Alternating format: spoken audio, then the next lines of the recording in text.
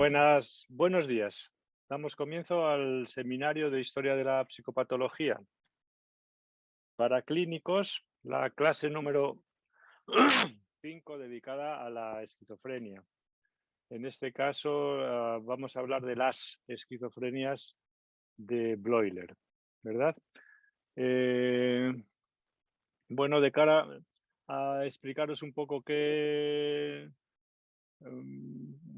opinión y qué desarrollos dio Eugen Bleuler al concepto de esquizofrenia, voy a iniciar esta exposición comentándoos algunos aspectos de su biografía, porque veréis que después están muy relacionados con algunas de sus opiniones, ¿verdad? No viene mucho al caso entretenernos mucho con este apartado de los aspectos biográficos, ¿verdad? Pero sí hacer algunas menciones. Ya veréis cómo os resultan de utilidad para que centréis, conozcáis a la persona que fue este psiquiatra suizo, veáis cómo trabajaba, qué puntos de vista tenía y qué cosas le sucedieron que pueden estar, digamos, relacionadas con algunos de sus desarrollos teóricos. Y después, inmediatamente, nos centraremos en la exposición que él desarrolló especialmente en el libro Demencia precoz o grupo de las esquizofrenias, o grupo de las esquizofrenias, sí, que es la traducción literal de su monografía publicada en 1911. Bleuler trabajó y escribió mucho, pero me voy a centrar principalmente en ese libro, que es donde expone su teoría, su descripción, parte 1, y su teoría, parte 2, de las esquizofrenias. Y voy a hacer alguna mención también a un texto que podéis encontrar, creo que os lo envié al grupo de WhatsApp, una conferencia que dio en Francia en 1925, donde resume, especifica un poco su punto de vista e incluso lo defiende con más vigor y contundencia que lo hacía en la monografía, que es una monografía más pausada, muy expositiva, ¿no? Bueno,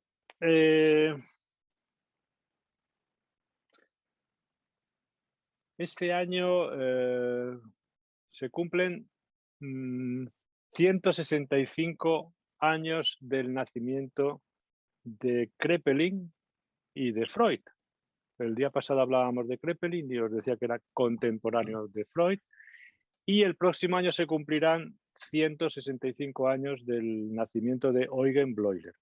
Es decir, que Bleuler era un año más joven que Freud y que Kraepelin, para que os situéis más o menos en el contexto en el que vivió. ¿De acuerdo? Bleuler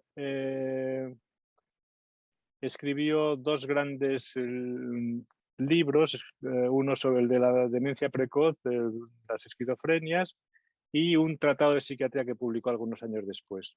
Prácticamente no tiene la notoriedad que tuvo Kraepelin, por supuesto es un psiquiatra más modesto, muy relacionado, apenas relacionado para algunos profanos con la relación con la teoría de la esquizofrenia, cuyo nombre él propuso, pero más allá de esta vinculación con la esquizofrenia, Bleuler no es una persona muy conocida, fuera también de algunos sectores psicoanalíticos, porque Bleuler es precisamente una de las figuras más ilustres de la historia del movimiento psicoanalítico, mientras estuvo vinculado a él, ¿no? Con respecto a la esquizofrenia, tenéis que saber que el término como tal, esquizofrenia, fue usado por primera vez por Bleuler en 1908 y en 1911 publicó la monografía de la que os estaba hablando. ¿Qué interés pudo tener Bleuler en estudiar este tema y trabajar y vivir incluso en los asilos con los enfermos? Bueno, Bleuler nació en una ciudad suiza, Zollikomm, que los heideggerianos conocen muy bien. Era hijo de una familia adinerada, naturalmente, granjeros y comerciantes. Y lo importante que tenéis que saber es que una de sus hermanas, Anne Pauline, cuando era adolescente enloqueció y prácticamente ya no se recuperó más, ¿no? Entonces, esto probablemente haya marcado de alguna manera el, el destino de este hombre, que a partir de ahí, según parece, según cuentan los que lo conocían y los biógrafos, decidió dedicar su vida a estudiar medicina y dedicarse a la psiquiatría. Es importante este dato de su hermana porque cuando los padres murieron y Bleuler ya era catedrático de psiquiatría en Burgosli, en Zúrich, y director naturalmente de la clínica psiquiátrica, Bleuler se llevó a vivir con su familia a esta hermana que había quedado huérfana. Y en la relación que él tuvo con los esquizofrénicos, con lo que a partir de él se llama esquizofrénicos, fue una relación muy cercana. Ahora os explicaré algunos detalles de este asunto. También otro aspecto por el que importa este dato biográfico, que no estamos haciendo ni mucho menos un psicoanálisis, ni tenemos la menor intención de hacerlo, es porque los biógrafos de Bleuler cuentan también que le acompañó siempre el temor de que la esquizofrenia de su hermana pudiera ser algo que él pudiera transmitir a su propia familia, porque Eugen Bleuler creía, y así lo defendió, que la esquizofrenia era una enfermedad hereditaria, era una enfermedad orgánica, física, como cualquier enfermedad médica, y que principalmente las vías de transmisión eran hereditarias. Entonces, este temor parece que lo tuvo presente siempre, cuando tuvo a sus hijos, naturalmente, e incluso en sus opiniones sobre la eugenesia.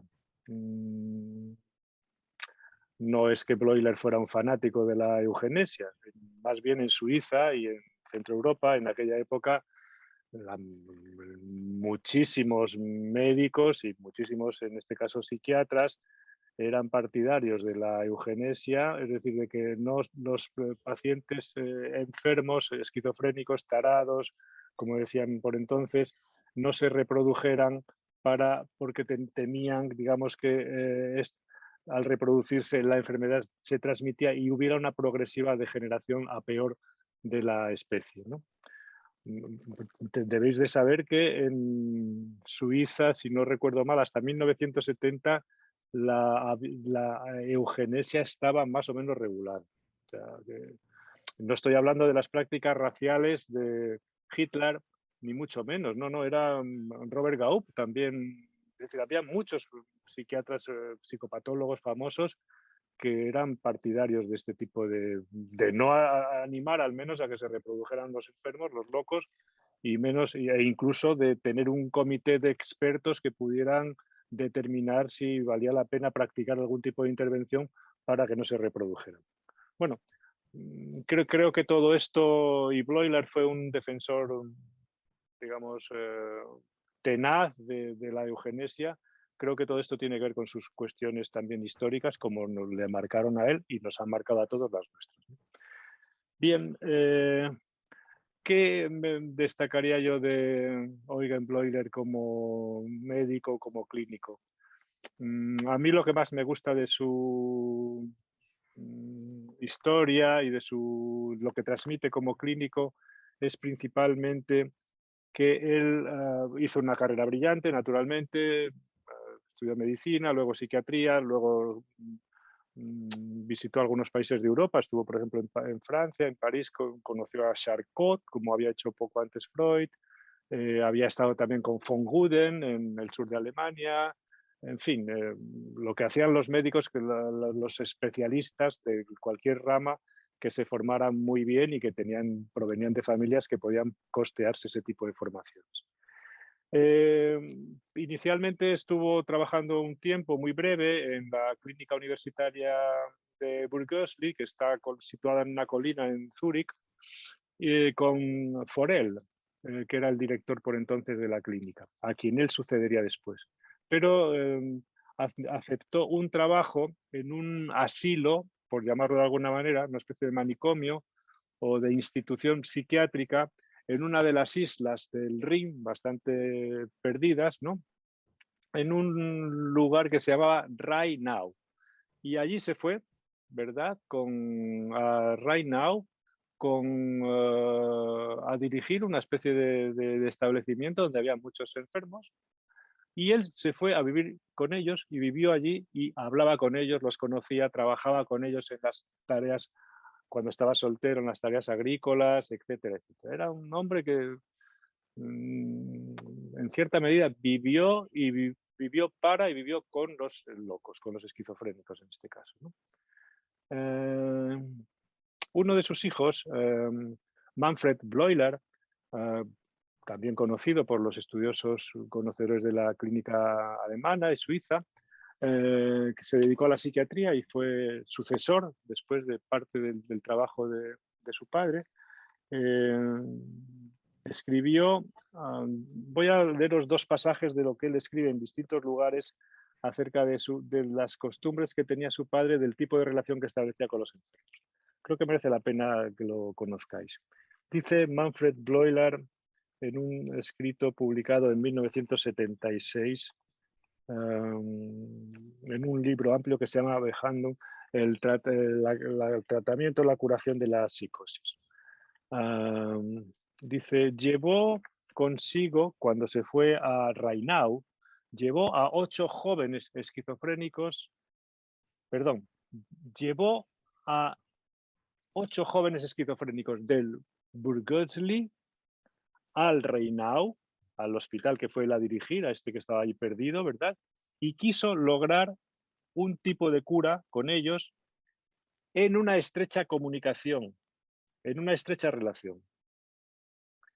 En reclusión, internos como estaban, todavía como médico soltero, dice Manfred Bleuler, dedicó todas las horas del día a estos 8 pacientes y a otros más que había en Rheinau. Bueno,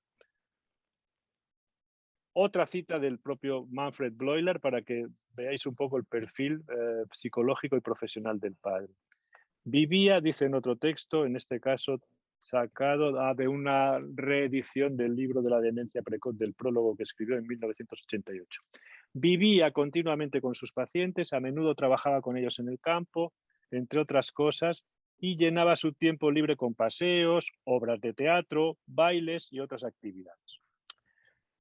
Escuchad, dice, anotó muchas observaciones de los pacientes cada día y grabó las conversaciones con ellos.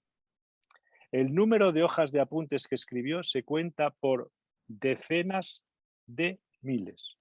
Constituyeron la base de su posterior libro sobre la esquizofrenia y fue durante su estancia en Rheinau cuando Eugen Bleuler adquirió la mayor parte de la experiencia que utilizó en su descripción de los trastornos esquizofrénicos. Muy bien. Ya os vais haciendo entonces una pequeña idea con estos apuntes de quién fue este hombre y cómo trabajaba. En 1898, Bleuler fue llamado, fue convocado para dirigir la cátedra de psiquiatría en Burgosli y naturalmente la clínica asociada a la cátedra, es decir, que pasaba a ser, como sucedía, director de la clínica y al mismo tiempo profesor. Profesor, como dicen los alemanes, es decir, catedrático, ¿no? Entonces, de esta clínica, bueno, que ya era tanto conocida, ¿no? Consiguió con el paso de los años, pues, estuvo creo que 3 décadas, sí, casi 30 años, 29 años si no recuerdo mal, al cargo de la clínica y de la cátedra, y consiguió hacer del Burgosli una de las clínicas, de las referencias asistenciales e incluso educativas, es decir, de la enseñanza de la psiquiatría en todo el mundo. Es decir, que fue un hombre que trabajó mucho y fue muy reconocido, al menos en el pequeño mundo suizo y de lengua alemana. ¿De acuerdo? Escribió, como os decía, 2 obras muy importantes, escribió mucho más, un libro sobre la paranoia, pero sobre la demencia precoz, la monografía, que es una monografía de unas 500 páginas, y un tratado de psiquiatría, un Lehrbuch, que publicó en 1916 y se fue reeditando, etcétera. Se dice de él que tenía un enfoque personal y muy orientado hacia el trato con los pacientes y muy comprensivo con los enfermos, especialmente con los esquizofrénicos. Una de las personas que le conoció y que adquirió después mucha fama, porque fue alumno de Kraepelin y de Wernicke, y que conoció a Bleuler, Robert Gaup, escribió de él algunas cosas que, en una nota necrológica, de las que voy a leeros un pasaje para que os hagáis una idea. Dice, elogia Gaup el trabajo más laborioso, no solo en la observación y recogida de todo lo que ocurre clínicamente, sino también en un análisis más profundo de los acontecimientos psicóticos con vistas a comprender el mundo psicótico. Y dice Gaup, comprender no solo en el sentido de una completa empatía, sino una comprensión que iba más allá de la simple constatación de la yuxtaposición y sucesión de síntomas. Había sometido los síntomas y los síndromes más importantes a un profundo análisis clínico y a una aguda definición de los términos. Habla en ese sentido Gaup de lo meticuloso que era en su trabajo, de cómo desarrolla los conceptos, los opone, los depura, etc. Kretschmer, que también lo conoció, Ernst Kretschmer, alaba de él muchas cosas, pero sobre todo dice que él desarrolló una psicopatología, dice, de la profundidad. La palabra profundidad está muy vinculada siempre a Bleuler porque tenía una mirada, digamos, una atenta escucha de lo que sucedía más allá de la apariencia de los fenómenos. Gran parte de eso proviene naturalmente del conocimiento y de la formación que tuvo con Freud. Luego os hablaré de eso. Bueno, como sabéis, el día pasado hablábamos de la demencia precoz de Kraepelin y ¿qué hizo Bleuler con la demencia precoz de Kraepelin? Entre ellos existió una relación, ¿verdad? Digamos, Bleuler leyó muchísimo a Kraepelin, de hecho en la primera página de su monografía ya habla de él y dice que esa monografía desde el punto de vista descriptivo no sería nada sin Kraepelin y desde el punto de vista teórico y explicativo no sería nada sin Freud, ¿verdad? Pero entre ellos dos hubo una cierta relación. Se encontraron, al parecer, en un par de ocasiones. Esto lo podéis leer en la biografía de Kraepelin, en las memorias que publicamos nosotros. Y se declararon, ambos coincidían en algunas cosas, digamos, ideológicas muy importantes. Eran enemigos acérrimos del alcohol. Los suizos en esta época, pues, si leéis textos de los que se ocupaban de los médicos mentales y tal, bueno, estaban contra el alcohol muy encabronados todos, ¿no?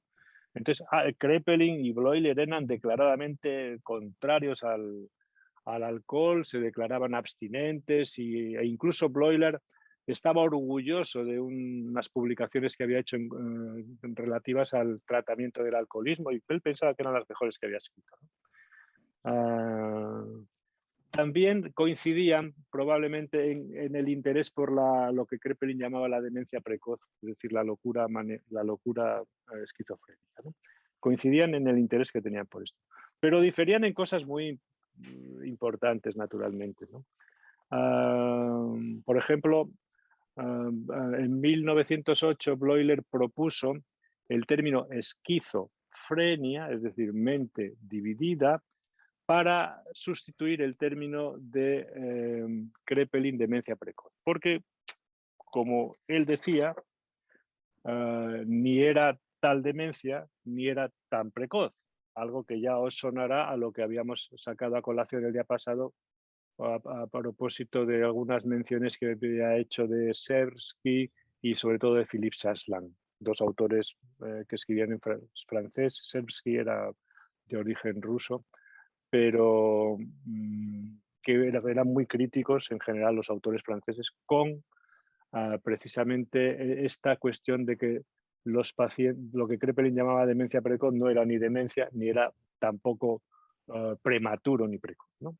Había enfermos que se enfermaban muy tarde, ¿verdad? Como el doctor Schreber, por ejemplo, que enloqueció con más de 40 años, ¿no? Muy bien. Ah, esta era una de las diferencias principales, ¿no? Eh, por otra parte, tanto Kraepelin como Bloiler establecen cuando establecen cuando se preguntan cómo se compone esta enfermedad, ambos establecen dos grupos, como se explicaba el día pasado, con nombres distintos, pero que vienen digamos, a tener el mismo tipo de estructura noseológica de conocimiento, ¿no? Un síndrome nuclear en Kraepelin, ¿verdad? Es decir, unos síntomas básicos, dirá Bloiler, y junto a los síntomas básicos, unos Grundsymptome, dice, unos síntomas esenciales, ¿no? Y los síntomas accesorios, es decir, una parte fundamental y una parte accesoria.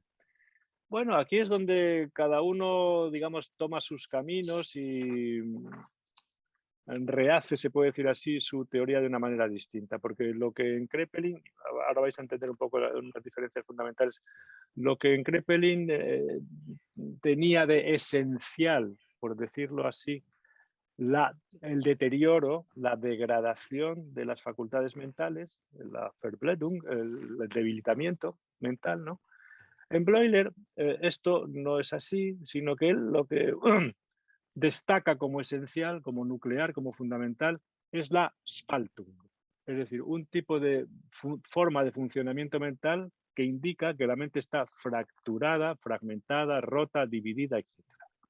¿De acuerdo? Spaltung es un término de Freud, muy complicado, luego lo comentaremos un poquito, pero lo que sí que conviene que entendáis ya es que así como Kraepelin describe la cosa más superficial de la supuesta demencia, Bloiler quiere dar un pasito más adentro, meterse en la profundidad de cómo funciona la mente de este tipo de personas y lo que ve son, y luego lo veremos con más claridad, ese tipo de funcionamiento de ruptura, de división, de fragmentación, etcétera.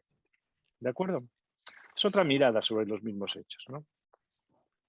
Con respecto a Freud, la relación con Bloiler, bueno, pues es verdad que ambos tienen ciertas coincidencias, pero después tienen naturalmente ciertas desavenencias muy importantes que ahora voy a comentarlas muy por encima, no, tampoco viene muy al caso abundar más.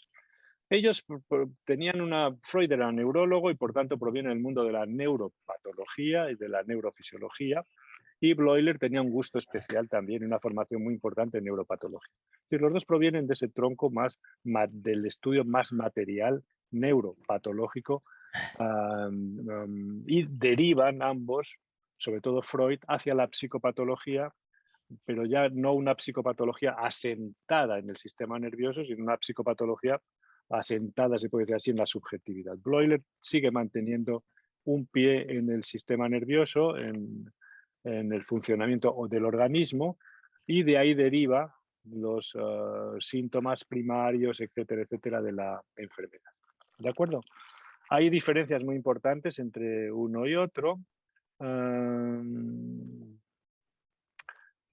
Como Bloiler se vinculó pronto con Freud cuando estaba en el Burgosli, porque al Burgosli comenzaron a llegar alumnos que tenían ya una relación con Freud. El más importante era un adjunto de Bloiler que se llamaba Carl Gustav Jung. Era un médico suizo que se había formado en el Burgosli y tenía un interés especial por Freud y mantuvo una relación durante años, especialmente durante la primera década del siglo pasado. Y junto con Jung, pues había otros autores más o menos célebres, Karl Abraham, que se formaron como psiquiatras en el Burgosli y luego se hicieron psicoanalistas más o menos conocidos, o Franz Rickling. Había algunos autores más o menos conocidos, ¿no? Bien, entonces Bloiler a la larga se fue separando del psicoanálisis, aunque dirigió con Freud la revista de investigación de psicoanálisis y psicopatología, y tenía una relación, yo creo que personal importante con él, pero claro, cuando se trataba de meterse en las entretelas el papel de la sexualidad en la etiología de las neurosis o de la psicogénesis de la psicosis, claro, Bloiler ahí no. Bloiler era un psiquiatra clínico y él tomaba, pues como muchos médicos, las referencias, le parecía que él, que le parecía, y así lo escribió y lo decía, que la esquizofrenia era una enfermedad suficientemente grave como para no ser causada por factores psíquicos, sino que tenía que tener factores orgánicos y médicos. Es un pensamiento, por otra parte, muy común en muchos psiquiatras, ¿no? Yo, si hablo con compañeros míos, claro, ellos asocian gravedad a organicidad y asocian levedad a psicogénesis. No sé por qué se asocia así, ¿no? Porque no, es decir, que uno siempre saca en estos casos a colación la paranoia. La paranoia, hasta para Kraepelin, era psicógena y sin embargo es gravísima. Es decir, que hay. Pero bueno, a la esquizofrenia, como parece que están tan embrutecidos, que la cabeza les funciona tan mal, que todo esto parece que eso no puede ser psíquico, que tiene que ser una cosa orgánica, ¿no? Y Bloiler así lo creía. Esto, claro, le separaba mucho tanto de Jung como especialmente de Freud, ¿no? Y de todo el grupo de psicoanalistas. Bien. Por otra parte, y esto solo lo comento de pasada, el psicoanálisis, Freud y los psicoanalistas tenían, esto es una página importantísima de la historia de la psiquiatría y del psicoanálisis, tenían grandísimas esperanzas puestas en Eugen Bleuler, porque en realidad el psicoanálisis comenzó siendo una cosa muy judía y vienesa, y de pronto comenzaron a interesarse por el psicoanálisis gente que no eran judíos ni vieneses y que además eran personas, digamos, con un reconocimiento profesional en el mundo médico y en el mundo psiquiátrico. Por ejemplo, Bleuler, que era catedrático y director de la clínica del Burgos. Esto, claro, es un reconocimiento de este estilo, pues animó muchísimo y estableció una serie de puentes entre Viena y Zúrich, pero que a la larga estos puentes, digamos, se rompieron porque se veían esas diferencias de las que acabo de al menos apuntaros a alguna de ellas. En fin, pero constituyó una página muy importante dentro de la historia del psicoanálisis, como digo, y la concepción de Freud, de los mecanismos, de las defensas y todo esto, está muy presente también en el estudio que Bleuler realiza de la esquizofrenia, aunque finalmente en la parte teórica él va por otro lado, por un lado pues más médico, ¿verdad? Pero en la concepción, en el tipo de, y esto a diferencia de Kraepelin, ¿no? Bleuler busca un sentido en todo eso. Kraepelin simplemente ve que hay una serie de fenómenos que aparecen o que desaparecen, etcétera, etcétera, pero no se pregunta nada por la vinculación de eso con esto.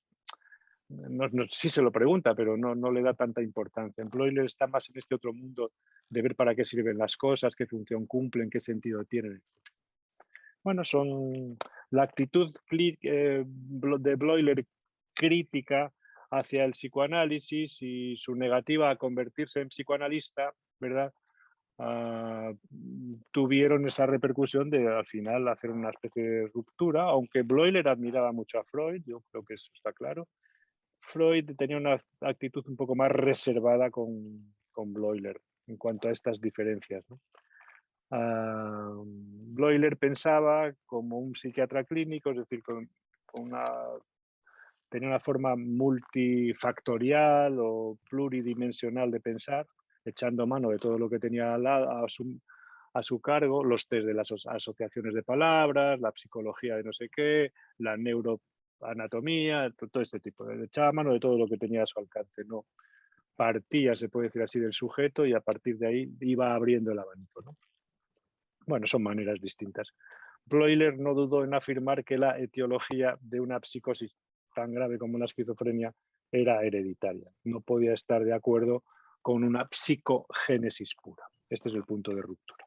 Vamos a ver ahora entonces, después de estas palabras que tratan de situar a esta persona, a este médico yo creo que ha hecho esta contribución tan importante, Vamos a tratar de ver ahora de su aportación del concepto de esquizofrenias en plural, cómo construyó este concepto, qué aportó y qué nos sigue sirviendo y qué hay, digamos, que recambiar completamente de esta visión de las esquizofrenias. ¿De acuerdo? Porque tenéis que entender que si os dedicáis al estudio de la psicopatología, si trabajáis con pacientes de este tipo, no está de más visitar las fuentes, conocer a los autores que crearon los conceptos, que les dieron forma, que los desarrollaron, más que hacer lecturas de segunda o tercera reedición que no conducen a ningún sitio. Y aunque yo ahora me ponga un poquito, si me lo permitís, pesado con algunos conceptos, quiero transmitiros la sustancia principal, no toda, pero algo de la sustancia de la monografía y de la perspectiva que Bloiler tenía de la esquizofrenia, para que tengáis en vuestra mente cómo construyó, cómo inventó esa enfermedad que él no daba por una, ni siquiera por una enfermedad psíquica, por una enfermedad mental, la daba por una enfermedad cerebral, por una enfermedad médica más, ¿no? Bueno, vamos entonces a entrar en este asunto, ¿no? de la descripción que él hace. Como os decía, Bloiler tuvo una cercanía muy grande, y por eso hay que darle crédito, tuvo una cercanía muy grande con los esquizofrénicos, con los locos. Ya os decía antes que se llevó a 8 con él para vivir en Reinao y después hablar con ellos, trabajar en el campo, etcétera, etcétera. Hay una fórmula que usó eh, Henri Ellenberger, que es uno de los grandes historiadores del psicoanálisis, en el libro El descubrimiento del inconsciente, que habla de Bloiler, y quiero leerosla para que entendáis, para afianzar más un poco el retrato que os he hecho antes de este hombre. Dice, compartió numerosas experiencias con los esquizofrénicos, vivía con ellos, etc., mientras estuvo soltero. No solo, escribe Ellenberger, no solo habló con ellos en su propio dialecto. Es decir, que Bloiler se preocupó de aprender el dialecto de los enfermos, no como Kraepelin, que le parecía que era una condición magnífica de observación no conocer la lengua de los enfermos. Aquí hay una diferencia fundamental. Por eso las obras son después tan distintas, ¿no? Hablando de lo mismo. No solo habló con ellos en su propio dialecto, sino que hizo todos los esfuerzos posibles para comprender el significado de sus expresiones y errores supuestamente insensibles. Y continúa. Fue así capaz de establecer un contacto emocional con cada uno de ellos. Bueno, y cuando se trasladó después ya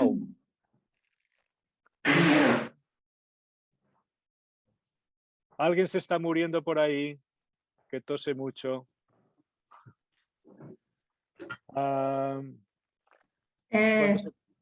Soy sí, yo, por favor, soy yo. Cerrad el micro.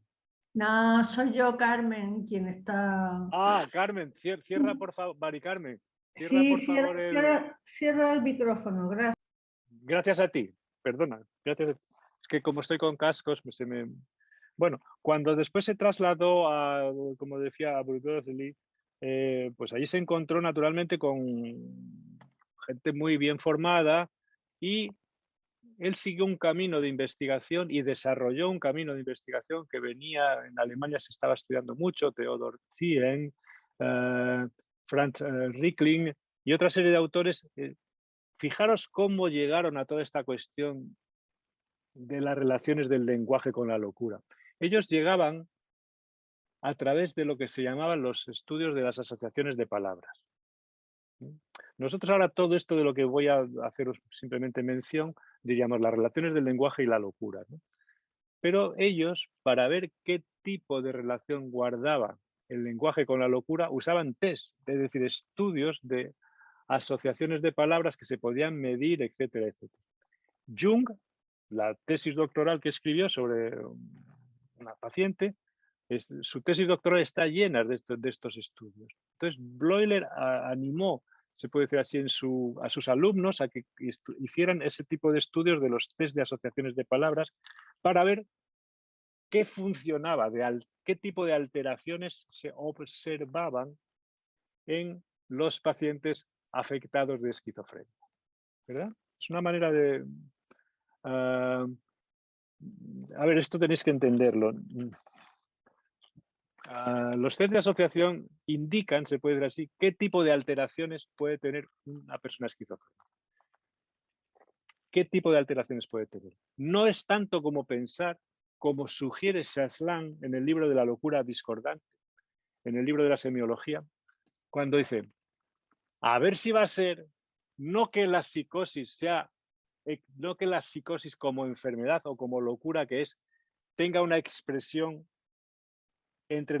y en esa expresión se manifiesten alteraciones del lenguaje. Y dice, a ver si no va a ser que la alteración del lenguaje contribuye a la locura o al nacimiento o a la génesis de la locura.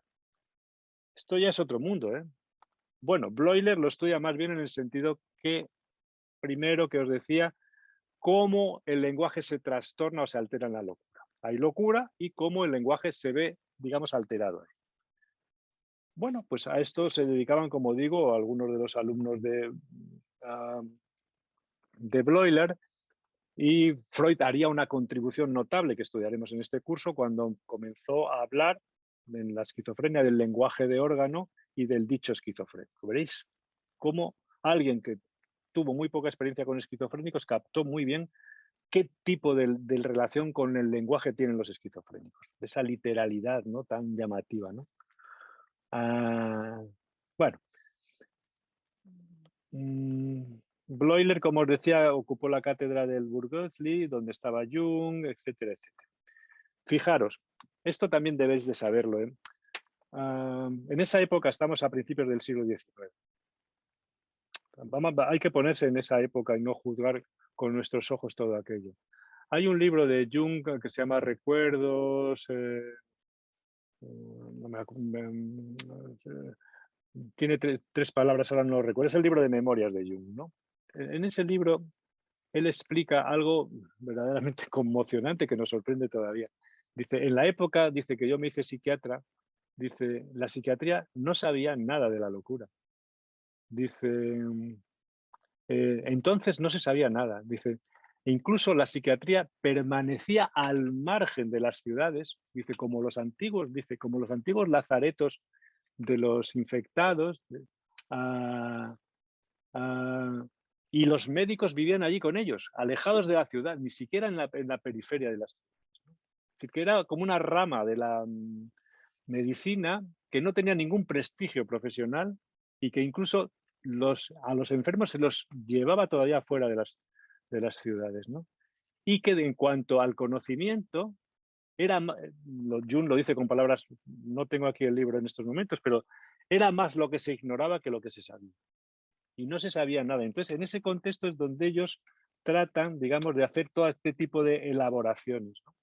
E incluso llega a decir, dice, los profanos sabían tanto como los especialistas sabían tanto sobre la locura como los profanos como los especialistas. Esto lo dice Jung, que era un tipo verdaderamente listo y brillante. Muy bien.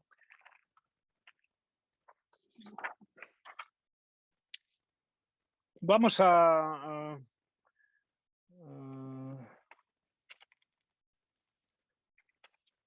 una advertencia más antes de pasar a centrarme en el... Como veis, la concepción que Jung desarrolla de la esquizofrenia no es solamente observacional, es decir, que él, aunque toma notas de lo que dicen los enfermos, de qué dicen, qué hacen, cómo visten, qué cosas raras, tal, es verdad que eso lo lleva, es como buen persona rigurosa que era, pero la Bloiler es ya interpretativo, es decir, que Bloiler, con todos esos datos más o menos que recoge, hace interpretaciones y los ordena de acuerdo con esas interpretaciones. Ahora lo vais a ver rápidamente.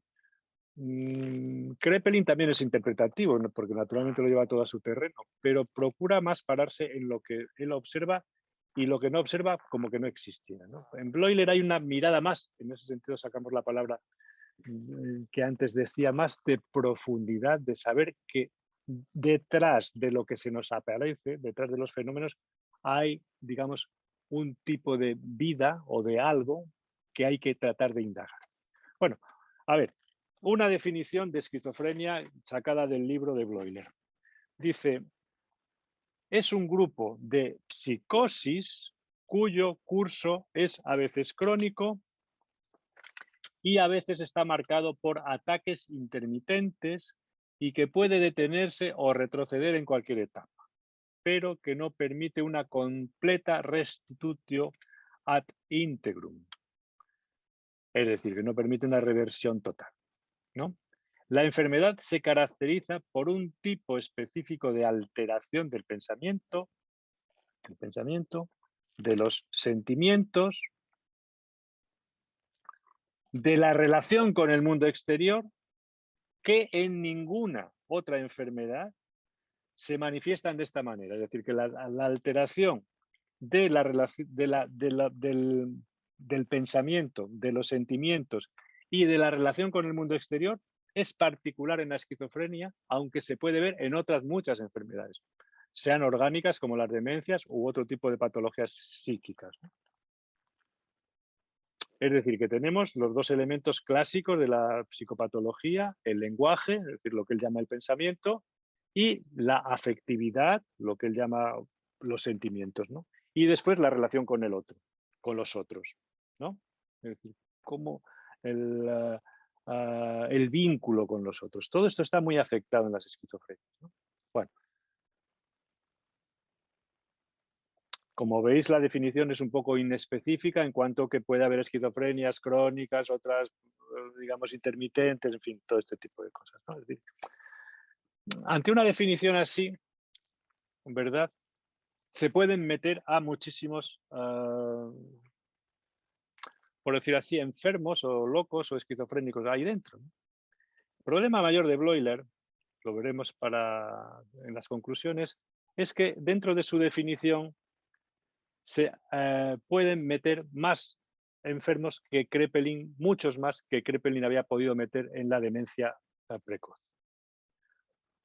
Porque, esto tenéis que entenderlo también, si yo, digamos, el criterio de organizar una enfermedad lo establezco por los signos, por los síntomas, ¿verdad? Me tengo que limitar a ellos. Y se cumplen o no se cumplen. Pero si lo establezco de acuerdo a una interpretación que yo hago del funcionamiento mental, es decir, por la Spaltung, por la fragmentación de la vida interior, por la división de la vida interior, pues ahí, ¿dónde están las fronteras? ¿Verdad? Esto pasa lo mismo con la psicosis ordinaria. La psicosis ordinaria es una interpretación de determinado tipo de experiencias. Lo que hace falta es detallar las experiencias para hacer el diagnóstico, pero si yo interpreto que detrás de esas experiencias, de la relación con los otros, de la relación con el cuerpo, de la relación con el lenguaje, hay un tipo, se puede decir así, de afectación psicótica, pues puedo meter ahí al que me dé la gana.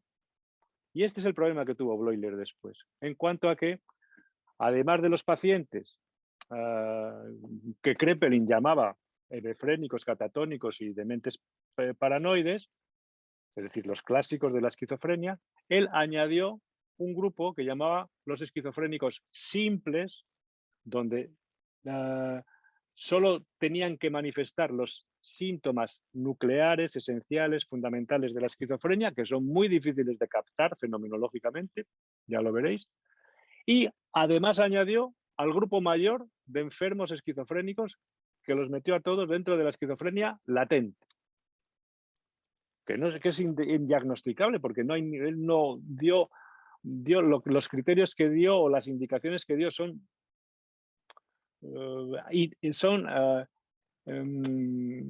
nebulosa pura.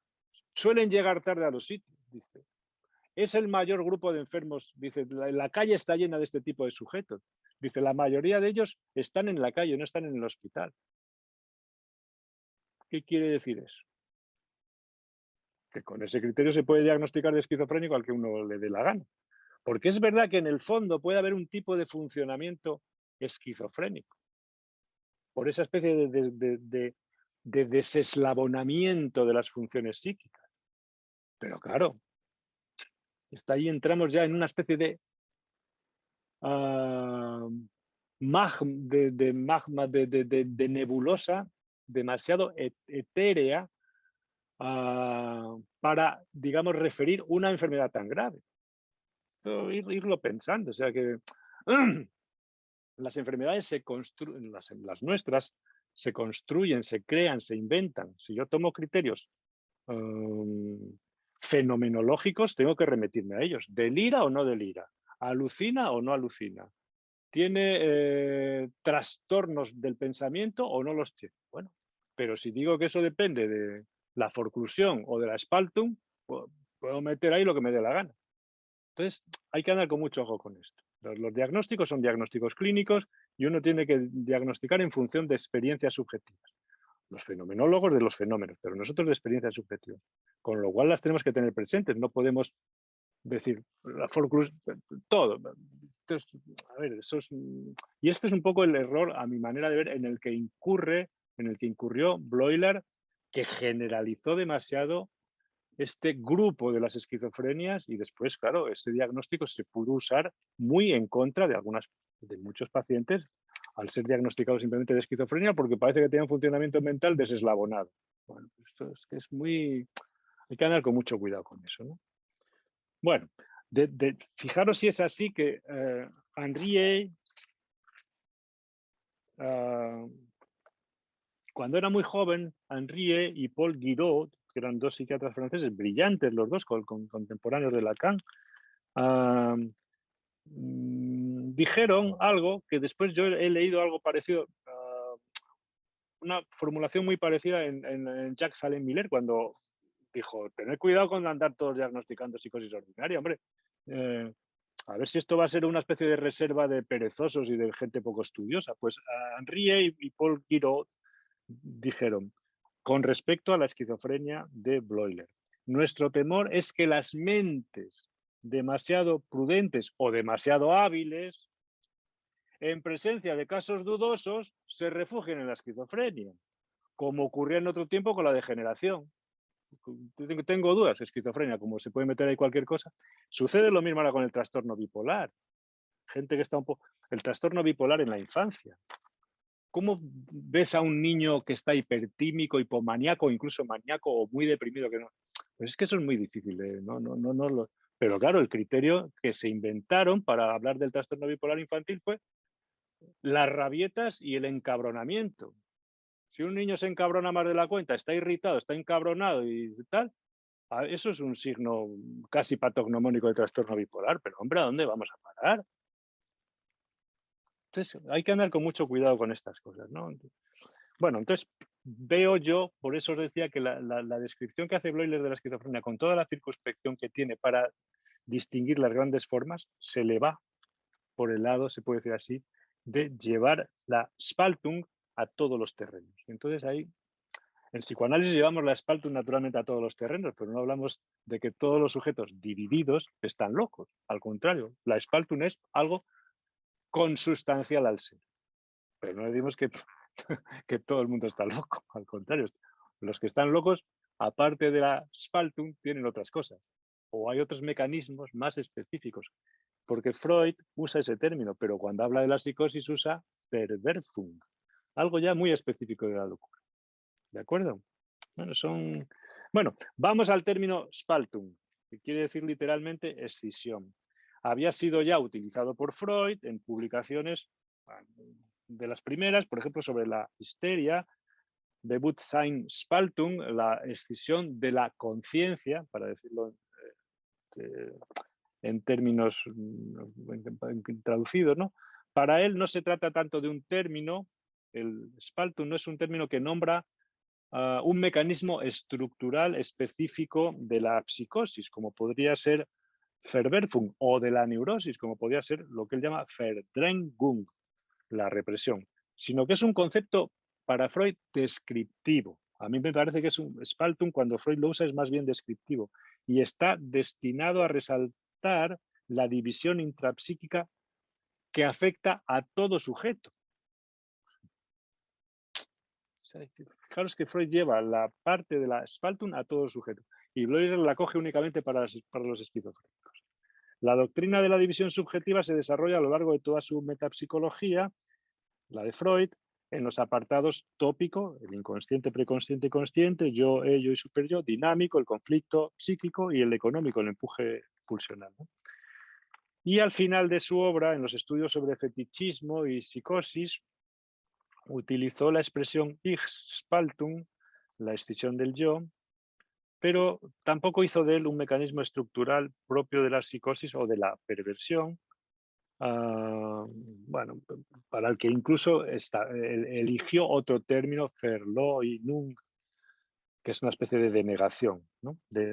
Bueno, en fin, esto es para que veáis un poco, pero más que en ningún otro momento de la historia de la clínica, los intentos de captar, de aprender esa división subjetiva, ¿no? Esa discordancia, ese conflicto interior, que el hombre no es plano, el hombre es doble. El hombre es mezcla, decía Montaigne, y citaba a Platón. Siempre se ha visto que la naturaleza del hombre no es uniforme, más bien que está repujada contra sí misma. Es doble, dividida, rota, decidlo como queráis vosotros, ¿de acuerdo? Y esto siempre ya se había visto y se le habían dado distintos nombres. Por ejemplo, uno de ellos, Stransky y Otto Gross y otras, hablan de ataxia intrapsíquica, es decir, una especie como de ruptura interior, ¿no? O demencia sejuntiva, ¿no? En fin, hay una serie de nombres que se fueron dando. Ya lo veréis cuando estudiemos a los autores franceses, el nombre que se le da a esta Spaltung, por ejemplo, Chaslan lo llama discordancia. Bloiler, incluso en la conferencia de 1925 en un congreso de alienistas franceses, dice, de haber sabido yo, si ya hubiera estado en circulación el término de Philippe Chaslan, locura discordante, no hubiera propuesto el término esquizofrenia. Es decir, que fijaros a dónde va a parar todo esto, ¿no? Es decir, que este mundo de la esquizofrenia lo que viene a nombrar es la ruptura de la unidad interior, la ruptura de la identidad, la ruptura de los procesos psíquicos, del pensamiento, de los afectos, de los vínculos con el otro, etcétera. ¿Se entiende? Esto es a lo que se trata de dar nombre con demencia precoz, cuando Kraepelin ya habla, al final se psicologiza un poco por contagio casi de Bloiler, de la Zerfahrenheit, esta especie de fragmentación interior. En Francia lo llaman desagregación, disgregación, etcétera, etcétera. Lo llaman de muchas maneras. Todos van a parar a lo mismo, ¿verdad? Y es lo que Freud llama de muchas maneras, porque el hombre del que habla Freud es un ser roto, no solo dividido, como todo el mundo, sino además, digamos, roto de acuerdo a determinado tipo de estructuras, como son la psicosis o la neurosis o la perversión, que se rompen de determinada manera. ¿De acuerdo? No es un ser plano, no es un ser unívoco, uniforme, al contrario. Y todo esto se expresa y es llamado en todo este campo, pues, esquizofrenia, automatismo mental, locura discordante, psicosis alucinatoria crónica, de muchas maneras, todo ese campo. ¿De acuerdo? Bueno, pues de todo esto, Bloiler quiere, digamos, montar a partir de ello una enfermedad. A mi manera de ver, lo que Bloiler llama Spaltung tiene más que ver con lo que describió Pierre Janet como un mecanismo patológico disociativo, tiene más que ver con eso que con lo que Freud habla de la Spaltung general de todos los sujetos, ¿no? Me suena más a Janet, ¿no?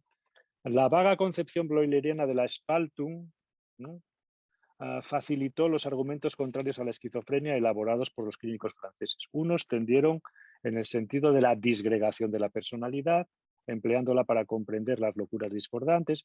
Otros la concibieron como escisión global, utilizándola para explicar las locuras alucinatorias. En fin, todo este mundo, ¿verdad?, es el que tenéis que tratar de localizar, el mundo este de la fragmentación interior. A todo eso se le se le trató de dar nombres a principios del siglo XIX, distintos nombres. Entre otras cosas porque como propusimos Colina y yo en el libro de Las voces de la locura, o Rafael Huertas y Enric Novella en el libro, en un artículo sobre el síndrome sobre la esquizofrenia,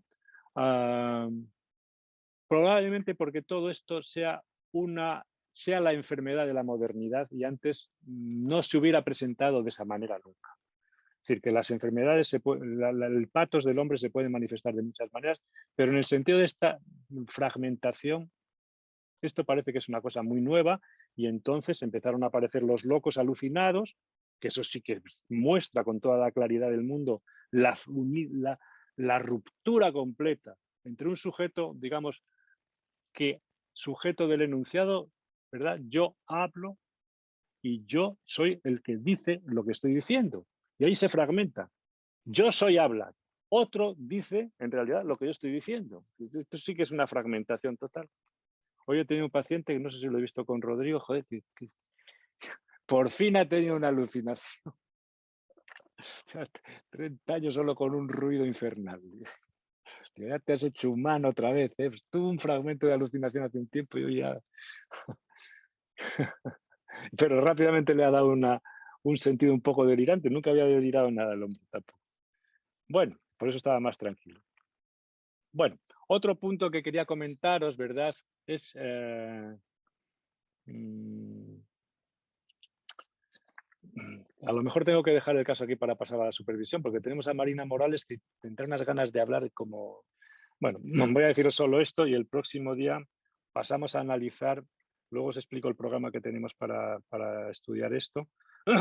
Me gustaría deciros que Bloiler estableció dos divisiones. Su libro está compuesto de dos partes. Por una parte, ¿verdad? Es la parte descriptiva, donde Bloiler organiza los síntomas fundamentales, los síntomas accesorios, etcétera, etcétera. Y toda la segunda parte, que es una especulación teórica sobre lo que él considera que es la esquizofrenia y la explica desde el punto de vista ya muy especulativo. Y son los síntomas primarios y los síntomas secundarios, ¿no? Entonces, esto es un poco...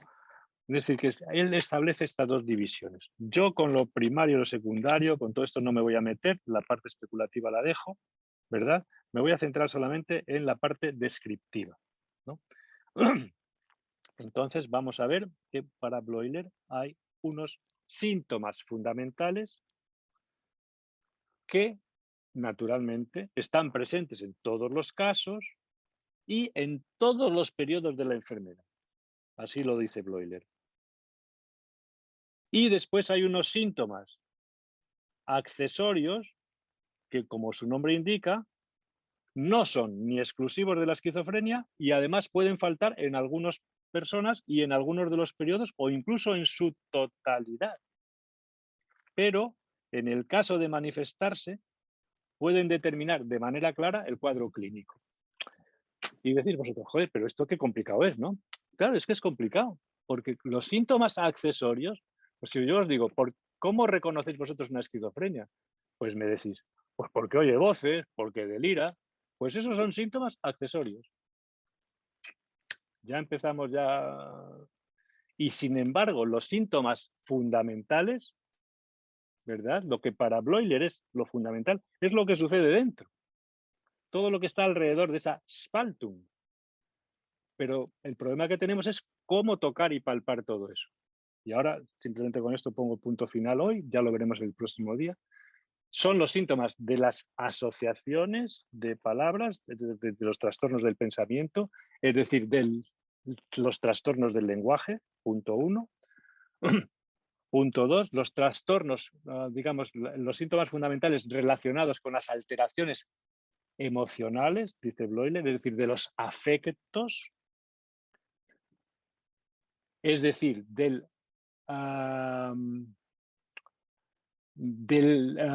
la desgana, de la ruptura del lazo, del vínculo, digamos, con los otros, de la desasistencia de la relación con los otros, ¿no? Por una parte están las alteraciones del lenguaje, por otra parte toda la cosa de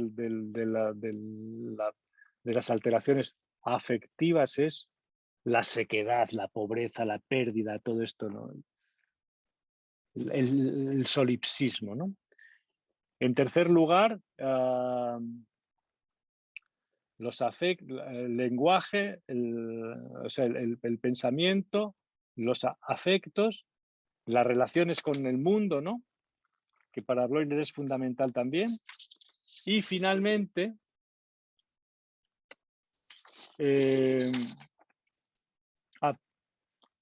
voy a decirlo por orden, como lo dice él.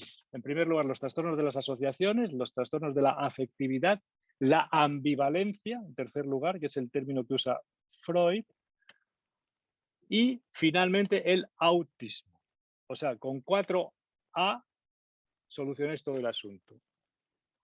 Los trastornos de las asociaciones, los trastornos de la afectividad, la ambivalencia y el autismo. ¿Vale? Quedaros con esto. Todo esto es lo que sucede, se puede decir así, o lo que él cree que sucede, o lo que caracteriza este tipo de enfermedades a las que él llama las esquizofrenias, ¿no? Entonces, bueno, con esto vamos a ver cómo lo define, porque la cosa es, lo complicado es cómo definir y cómo trasladar esto al campo de las experiencias subjetivas para que nos hagamos un poco una idea de qué le pasa a un sujeto con autismo o con ambivalencia o con los trastornos de las asociaciones o con los trastornos de la afectividad. Bloiler lo explica con bastante detalle porque es verdad que tenía una amplísima experiencia. Pero vamos a ver, digamos, si eso, que hay muchos sujetos que están, a los que llamamos esquizofrénicos, que suponemos que eso les funciona así por dentro, pero que en realidad, por lo que reconocemos su esquizofrenia, es porque dicen disparates, la gente llama eso delirio, o porque oyen cosas raras. La gente llama eso alucinaciones. Y ya termino. Tanto es así, fijaros, que el concepto de esquizofrenia de Bloiler, y os anticipo que vamos a estudiar después una perspectiva de cómo se llama a todo esto en la clínica francesa, especialmente me referiré al automatismo mental de Clerambault y a la locura discordante de Philippe Chaslan. Pero veremos también otras perspectivas. Creo que el tema de la esquizofrenia sí lo merece. La de Freud, por supuesto, que la voy a explicar al final del curso con Juan de la Peña. Y vamos a tomar el caso de Emma, de Víctor Taus, que estudia Freud y da las pinceladas, las coordenadas fundamentales de su aportación sobre la esquizofrenia están en esos comentarios. Pero vamos a ver también, digo, el libro de Klaus Conrad sobre la esquizofrenia incipiente, porque creo que es necesario que os familiaricéis con la fenomenología, con lo que se ve con las experiencias de los esquizofrénicos, en el caso Reiner, ¿no? Cómo enloquecen, tienen suspicacia, todo este tipo de cosas. Y Conrad explica muy bien lo que es el enloquecimiento y los estadios o fases o momentos posteriores al enloquecimiento, ¿no? Y ese libro lo vamos a ver, lo voy a comentar junto con Antón Casais del Hospital de Piñor, compañero de Chus Gómez. Le gusta mucho Conrad y él que os lo explicaremos. Pero pensad que esta teoría que estamos esbozando de Bloiler acerca de la esquizofrenia, cuando llega Kurt Snyder, que es también discípulo de Kraepelin, en Heidelberg dice, a ver, todo esto de la esquizofrenia hay que ordenarlo de otra manera, porque lo que Bloiler llama síntomas accesorios son los síntomas de primer rango. Es decir, que, a ver, es decir, que hay siempre en torno a la esquizofrenia, ¿verdad? Una especie como de heterogeneidad que se manifiesta incluso a la hora de componer las teorías. Por eso os decía que es una enfermedad que no toca muy bien el suelo, le cuesta anclarse y tener una base sólida firme, porque los que se entregan únicamente a la disquisición de los fenómenos se olvidan de la parte subjetiva, pero la complicación es trabar las dos. Este es el reto que tenemos, ¿no? Y con la esquizofrenia estás siempre en esa especie de nebulosa de heterogeneidad. Eso es lo que trato de transmitiros, a ver si soy capaz de llevarlo con los textos, porque estamos hablando de textos para que tengáis un fundamento y un, digamos, repertorio, digamos, de conocimientos necesario para la formación clínica, ¿vale? Ahora vamos a terminar la clase entonces dedicada a la esquizofrenia, del Seminario de Historia de la Psicopatología para Clínicos. El próximo día continuamos con Bloiler Y quiero explicaros un poquito, aunque sea brevemente, qué se entiende por automatismo mental, que es lo mismo que explica Blair, pero visto de otra manera, ordenado completamente de otra manera, y la locura discordante de Shastan. Luego, en clases sucesivas, veremos la esquizofrenia incipiente y vamos a concluir el curso con Freud y toda la perspectiva psicoanalítica de la esquizofrenia. ¿De acuerdo? Hoy terminamos aquí.